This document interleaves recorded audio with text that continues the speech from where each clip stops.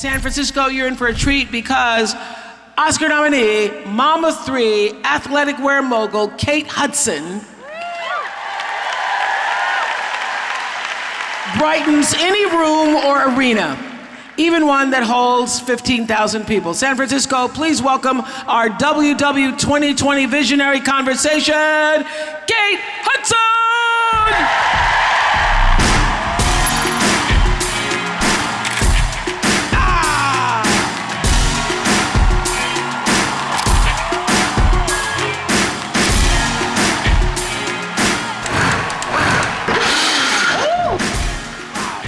You're wearing that suit, girl. I am. Do you know why I chose purple? Why?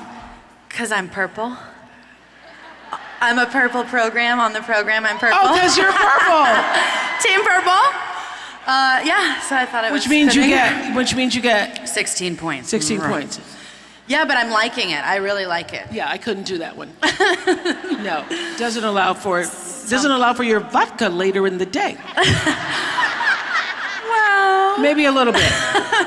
The last time we saw each other was on FaceTime. It's nice to see you in person. I'm so happy to be here. Are you enjoying the program? I love it. I absolutely love it. But I think it's probably about 15,000 people here who understand why. Yeah. I think that once I started Fabletics and I got into the wellness community and active lifestyle, it's kind of the number one thing people ask all the time is, how do you balance?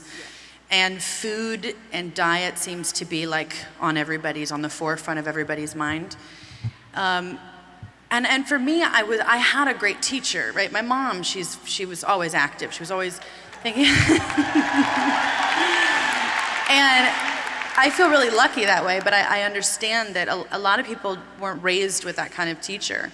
And to have a support system is enormous in a lifestyle journey.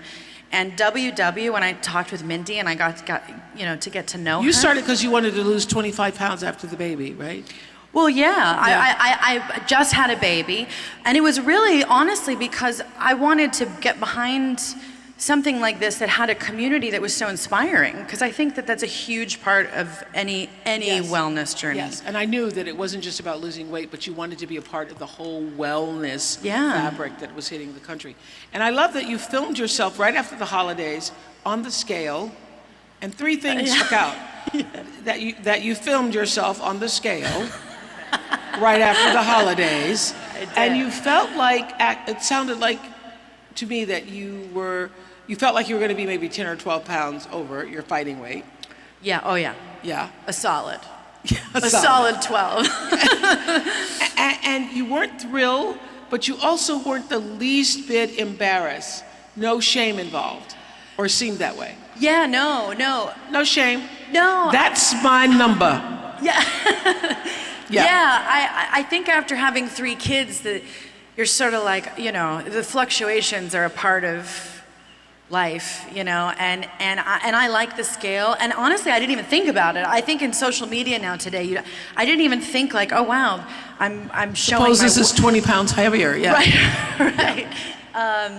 But yeah, no, I think shame. No, I just want to live. I just want to live whatever I am, and do my best. I love this. I love when you turn, I think this is when you're turning 40, or last year, yeah, for your 40th birthday. Reese Witherspoon posted, "I've known this beauty since she was 12. She's always been the most optimistic and joyful."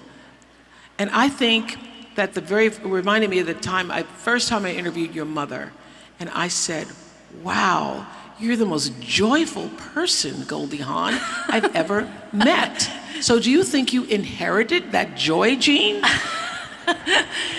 A tornado of joy, Mom. Yes. That's what it feels. It's like, happiness.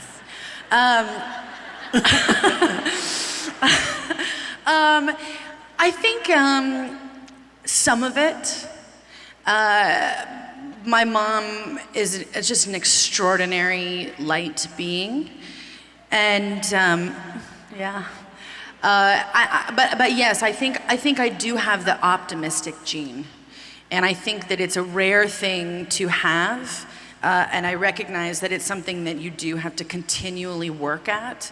But I am sometimes to a fault optimistic, you know. Sometimes it's like, okay, stop, my friends, you know, stop being so optimistic. Just be like annoyed right now, you know, or just like, just say it's So just are you never one of gonna those happen. people you see the best in everything? I try. I really try. I do. I mean, I think it's more like, some people see it as morbid, but I see it as just life. I think in my mind, it's like, well, one day I'm gonna die. And like, I'm always thinking like that. So what am I gonna do today? Well, I'm going to live. And it's that simple. And I don't want to sit in the Yeah. you know, I'm sorry. Fiona's here, you can't say Sorry. I can't. Okay. Fiona's 12, sorry. I'm sorry. I You don't. sit in the poop. Okay, poopy. And you know, Well, it's let's interesting, sit in because the- if you're sitting in poop, it doesn't feel as bad as It just feels like poop. You know, I think You know? I have a propensity towards drama because because I'm an actress, but I don't like the feeling of negativity. And so for me, I'm always trying to figure out how to. Okay, so what are you telling yourself these days? Because how does somebody who's, you know, optimistic to a fault move through the world, this world, that seems to be filled daily with more and more negativity, just in every direction?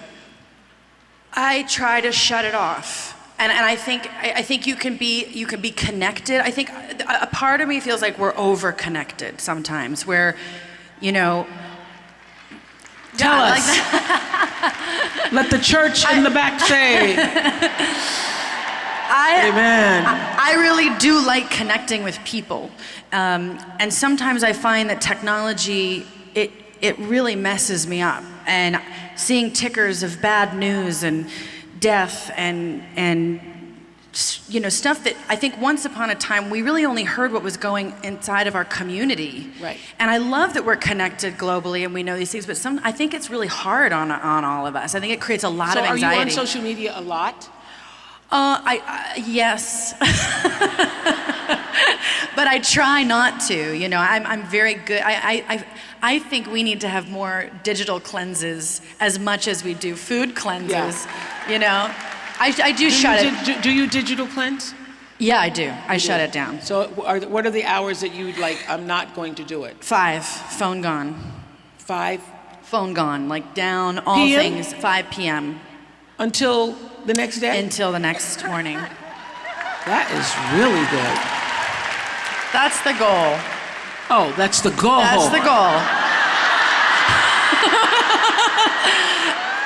Oh, I yes, that's like, usually get to my goal. I wish upon a star.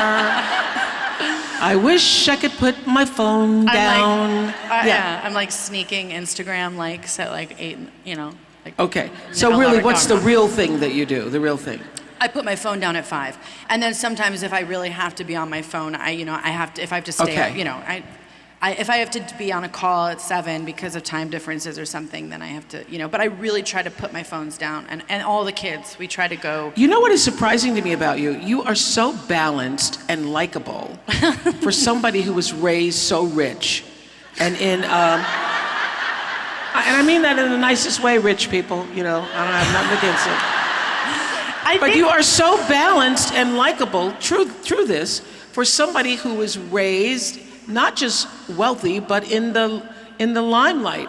And you know, you meet a lot of people who come from famous people, a lot of people who've grown up, and they are not nice people. Yeah, I grew up with some of them. Yeah, you know what I'm talking about, right? God. Because you don't get to find your own identity. And how were you able to do that in the midst of? I think it was my parents almost, I mean, it was almost overkill how fiercely they raised us to not be spoiled children. Like, to the point where it was like maybe they went a little too far in this department, you know. But it was like we knew that our privilege had nothing to do with us and everything to do with luck and their work ethic. And so I think in our minds, what we saw was work ethic. We didn't see rich or privilege. You didn't, even though you were raised by it? No, I mean, I understood it as I got older, but I saw how hard they worked. Like my mom and Kurt, they worked so hard. and they love it, and they're passionate about it. And so I think that's it. And they just had no patience for any kind of spoiled behavior. And everything with them was about connectivity. It was like how you look someone in the eye, and on a daily basis, how we connect. Anytime we had anything of real privilege, it was like, they made it very clear that we were a guest in that world. Yeah. This isn't yours. No. You're in my house. You sit down there and you say please and thank you. So did you, it's interesting that you and your brother Oliver kept the name Hudson. Yeah, that is interesting. Yes. Yeah. Even though you were raised by Kurt, who was like a father to you. Did your father play a big role in your life, Bill Hudson? I'm proud of the name Hudson, because Bill, he's a huge part of what I am, and some of my gifts that I cherish, like music. Mm-hmm. My real father's a musician, and he's a wonderful musician, and I connect to him through that, even if I don't connect with him through any kind of real paternal relationship. But I think it was important to keep that name, and I also feel like, there was a moment in my life where I did want to reject anything that had to do with my father or the name, and I thought, oh, maybe I'll be Kate Russell, or maybe I'll just change it to Kate Gary, or, but I don't know, it's a huge part of my identity, that relationship. Yeah. Challenging, not in my life, but again, those things are what make you who you are, and it sort of informs the work that you do, and emotional work, and the relationships that you have. Absolutely. You end up, everybody does this, whether you know it or not. You end up, I learned this years ago from a wonderful guy named Harville Hendricks, who was on the show. Oh, he's wrote a the book best. called Getting the Love You Want. Because his theory is that you are attracted to your romantic partners based upon what you are trying to heal in your past. So basically, the relationships that you had or didn't have with your parents shows up and is going to be triggered by your current partners. Triggered. and that is true. So you think you think you're getting away from it, but you never are getting away from it. You're just drawing into your life that which needs to be healed. And when stuff goes wrong, it's really all about not what's happening right here, but what's happened before it that wasn't healed. Completely. And when you're an intellectual person, you can think that you know it, but you almost have to feel that at a cellular level to make change. I think sometimes it's like you can tell yourself, oh, I recognize why I have this issue in a relationship. My father abandoned me. But then you keep repeating the same patterns, the same mistakes, and you have to actually feel the trauma and move through it, I think. And that book actually changed my life it made me get out of a relationship that, and be in the better version. Harville's book? Yeah. Oh yeah. I did not know that. That is the best book. I think anybody who, even if they're not in a relationship, needs to read that book, because everything that we do in our intimacy is all. So what about that book made you get out of a relationship? Because I realized I was chasing something that I was trying to change the ending of the same story. I was trying to change something that I could never change. I was trying to put a different ending on it. Relationships has been at the center of my, because when we talk about wellness all the time, it really is, that has always been at the center of mine. Food, discipline in activity. It's something I feel in control of it. Yeah. It's relationships that has always been my soft. I read where you said in your relationships that understanding and softening your fight or flight instinct has been your greatest journey in adulthood. What does that mean? Yeah, okay. I'm a fighter. And if I'm not fighting, I'm flying. Which means I'm like a pit bull. My jaw clenches down, and it's like, until I know that we're communicated, that we're on the same page, or that I've been validated, I will fight. So much so that there was one particular relationship where someone looked at me and said, "Can you just put your sword away? Just put it away." And I realized I was like flinging a sword around. So why, Kate, here's the question. Okay. Why are you such a pit bull? Because I think that for me in my life, this is like therapy. I'm in my therapy session, but I never felt heard. Really? So I think a lot of people feel that way. It's hard to be heard. Yeah. And when you're a little girl and all you want is your daddy to hear you, and he doesn't, you sort of are chasing that for a really long time until you realize, like, oh, that wasn't. It wasn't even about you. It wasn't. I don't need to do that, you know. And so that, I think, triggered. I also think our fight or flight mechanism is real, and we're a survival animal, and so it's so easy for us to become reactive in that space, in that part of the brain, and we just immediately. It's, you know, right now it's like. It's all about slowing that part of the brain down, the reactivity, and trying to like move through it differently. I think it's hard for us to do that. I heard you say that, and this is true for me too, I'm going to talk about this later, that forgiveness is a big part of your wellness journey. Where does that fit in? It's almost like my number one. Well, I think that, so forgiving is where I found the most liberation. And I think that when you have a situation of neglect or abandonment, to forgive is the greatest, it's the most liberating feeling and most loving.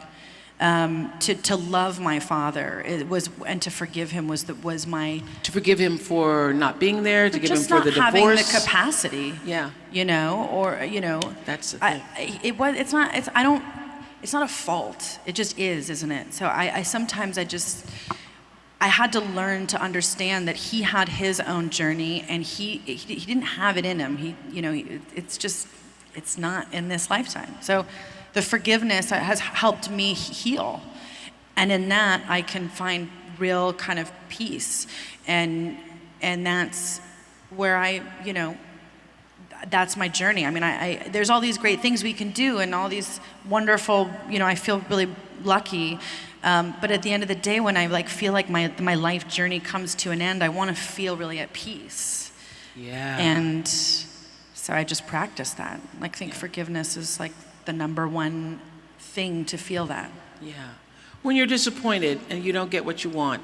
Pitbull. Pitbull. I'm just kidding. Really? No. Okay. When my agent called me once, and he goes, what is it? I'm more upset about things that you don't get than you don't get. I really am good at letting stuff go. Yeah. Fiona, thank you. I think that there's things that, it's like.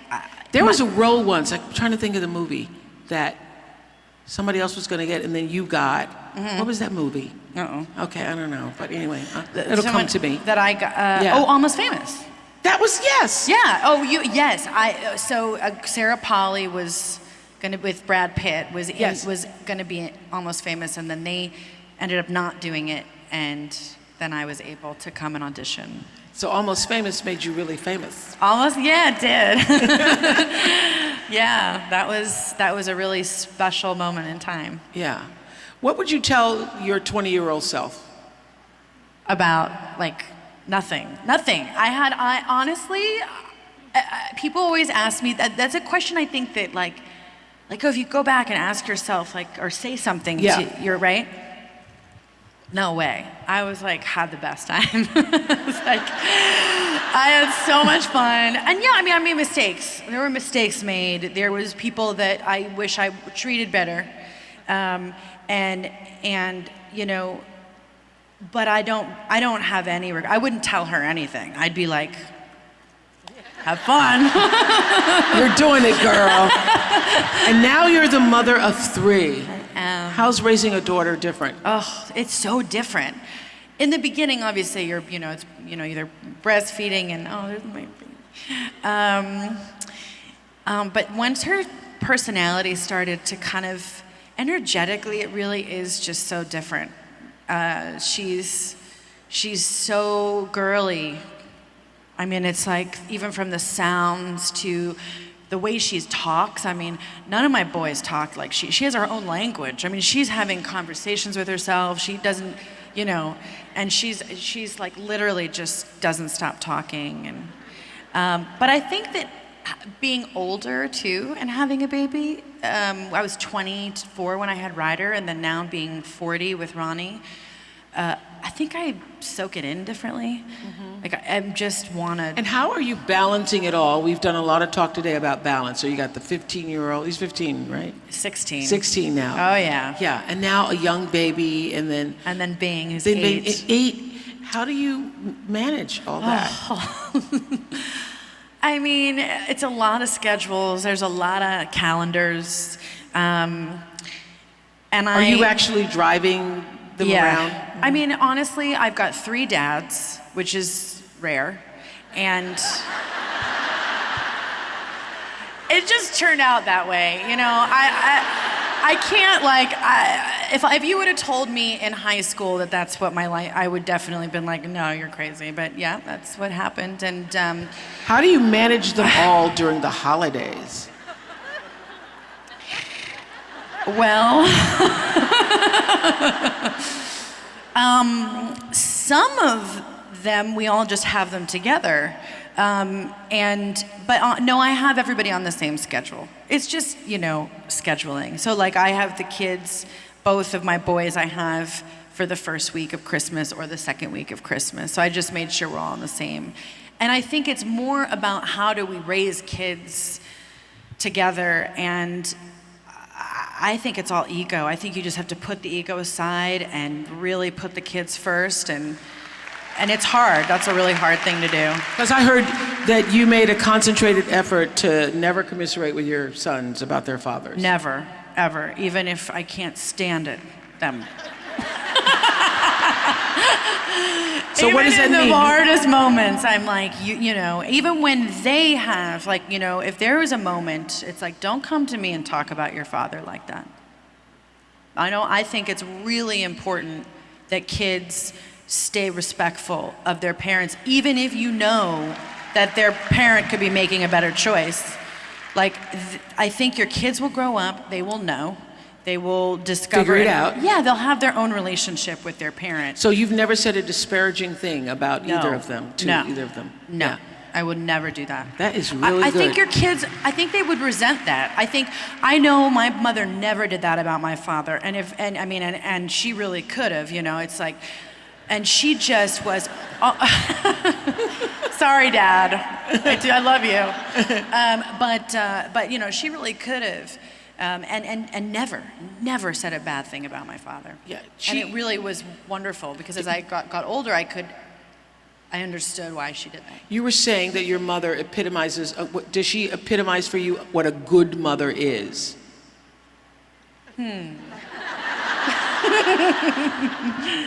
Yes. With an extraordinary life. And I think that my mother did probably the best possible that you could ever do, having the kind of extraordinary life that she has. So here's a question I asked Tracy Ellis Ross last week. Did you grow up in her shadow or her light? Oh, light. Light, okay. Yeah, I want more of that all the time. Yeah. I think that's the thing. I think that there's, truly in her light. And but was it complex? Very. Finding your own very. light. Yeah, how do you find your own light when your mother's light is so bright? Well, she shares it. I think you find your own pocket, and I think that it does develop a different kind, probably a different kind of personality. Like, a good example of it is a fun example of this. It's not as complex or deep, but like going shopping with my mom is like watching the joy tornado go through a shop, like, and nobody shops like my mom because she's like changing in the shop, it's like everything, she just wants in and out, she's not enough hours in a day to do the things that she wants to do, and she leaves everything. I mean, the glasses here and her fanny pack over here and the phones over here, and I'm doing this the whole time. I'm like picking following her stuff her, up. following around. I've got this. Hi, nice to see you. Hold on, I gotta get my mom's phone. Where's my phone, honey? It's right here. I got it. It's like that's our. It's like I grew up her gatekeeper. Yeah. And that's what I felt like. And we actually had a psychic once say to both of us, we were in the same room, she goes, you were your mother's gatekeeper, and you sat outside of like medieval times, I don't know, some, sorry. And I was like, oh my God, yeah, that's me. I just sit outside her door making sure that everything's fine. I heard that you once said that you learned how to let her be the butterfly. Oh yeah, I mean, I think that, and she's a true butterfly. I mean, with the most extraordinary wings. And you believe your goal as Goldie Hawn's daughter actually helped informed your life as a businesswoman. How so? I think because the roles that you create in a family dynamic like that, and I think everybody has it. There's always a personality. That's mine was definitely a bit of an overachiever. It was like, okay, this is my mother, and that's her. She's this incredible light being, and I'm a performer through and through. I always thought I'd be on a stage singing. But and acting and performing and all of that, but like I in my mind I was always like, okay, I'm gonna make sure that things are practical, and I think that's why my life ended up the way it's ended up. I'm definitely I don't know, the business seems to be really, I love it. Yeah. What's the smartest advice anyone ever gave you about business? Well, I'm hoping you and I are going to have a drink. And you can give me some great advice. Because that's the only advice I want. Thank you. Listen, I become much wiser on the second shot. Honestly, authenticity. Yeah. I think the best advice I have got from a lot of interesting businessmen and women is being authentic and why purpose, and that's kind of for me in business and my career and everything. It's like purpose driven. Why are you doing it? Why? So why did you go into? I know Fabletics. What happened with that? You just said I am going to do Fabletics, a new vodka line. Happy times in nature. I'm just gonna do it all. I'm just gonna do it. Yeah, because I think for me, as we get a lot of actresses. How hands-on are you? Very hands-on. Very. Like almost to the point where I was walking with our friend Reese the other day, and she's like, "Will you stop micromanaging everything?" Like, I'm very hands-on, and I have to learn sometimes how to just kind of walk away. But I think you and Reese are redefining what it means to be businesswoman in this 21st century techno media, social media world. I hope so, because once upon a time women weren't able to and men have always dabbled in business and performing arts. And women, it's like if you were doing business and performing arts, forget it, you'd never get hired as an actress again. And I think that, it's so nice now to be able to do multiple things. I also think too, it's like, it's still a challenge. And so it's nice to have that kind of platform to hopefully like make change and have other people, follow. So I think Reese is doing such an amazing job. She is, on all levels. I love how you described meeting her when you were both 12, and you said she worked the room like a politician. Oh, nobody like Reese. Well, we were at a party, And there was every amazing musician. It was a small party. Yeah. And Reese got up and was like, well, everybody's gonna sing. And we're like, Reese, you don't know, it's Neil Young, you know? It's like, let him. And you know what it was? Cut to, everybody was singing. Let's just go all the way. This was a party at Paul McCartney's house. So great. It was like you're at Paul McCartney's house directing people what to do. Yeah. That's Reese. I go, Paul, you have to sing a song. No. You have to sing a song. Like, Reese, it's and Paul McCartney was like, McCartney. I don't want to play a song. And she's like, Paul, get over here. No, you're going to do it. Get over here. And then Oprah and I were sitting there and we're like, look at her go. And Willie Nelson was sitting next to me. He was like smoking something, asking me, do you want something? I was like, yeah, he was. That was a party. Close your ears, Fiona. For you, connection is your happy place, though, right? Absolutely. Connectivity to me is everything. My friends, my family, number one, my children. But I just think that like the human connection gives me so much joy. And I really do love it, you know. I do love it. I like being transparent. I mean, obviously I like to keep some things private, but I like being open. I like being able to really just meet people and look people in the eye. And what are you proudest of right now? My kids. That's the real work. Yeah, I was asking you if your mother was a good mother. Are you a good mother? Yes. And what makes a good mother? I care. I love everything I do is for my kids. And